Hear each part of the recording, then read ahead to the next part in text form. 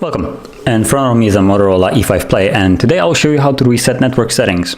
So to start off, you will go into Settings, right here, then go down into System, and then you'll go into Reset Options. And here the first one is Reset Wi-Fi, Mobile, and Bluetooth. Just tap on this, and you will tap on Reset Settings. If you have any passcode set up, you will need to put it in. And reset settings, and now it's basically resetting all the settings of network settings.